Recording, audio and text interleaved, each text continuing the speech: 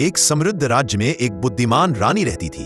उनकी 3 जवान राजकुमारियां थीं, तीनों रूप, रंग और सौंदर्य में अद्भुत। राज्य में ऐसा कोई राजकुमार नहीं था जो उन्हें देखकर मोहित न होता। लेकिन यही सुंदरता उनके जीवन की सबसे बड़ी परीक्षा बन गई थी। तीनों बहनों में रोज झगड़ा होता।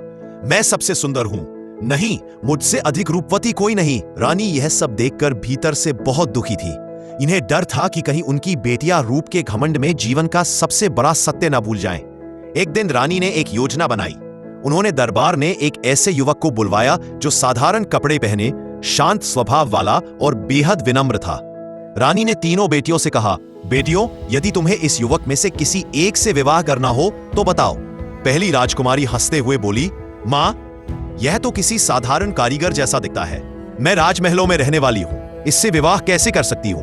दूसरी बोली, मुझे तो ऐसे युवराज से विवाह करना है जिसके पास अपार धन हो, सोने चांदी के महल हो और जो मुझे 7 समंदर पार ले जाए। तीसरी राजकुमारी कुछ देर चुप रही। उसने युवक की आंखों में देखा।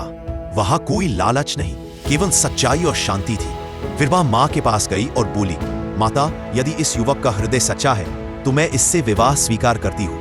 रानी की आंखें भर आईं। अगले ही दिन तीसरी बेटी का विवाह उसी युवक से सादगी से करवा दिया गया।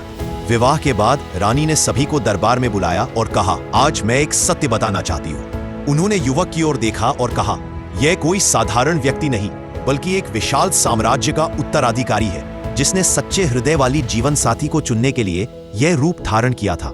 यह सुनकर दोनों बड़ी बहनें शर्म से सिर झुका बैठी। रानी ने मुस्कुराकर कहा, जो आंखों से नहीं दिल से देखता है वही जीवन का सच्चा भाग्य पाता है। तीसरी राजकुमारी ने उस दिन समझ लिया कि सच्चाई, विनम्रता और प्रेम यही असली सुंदरता है।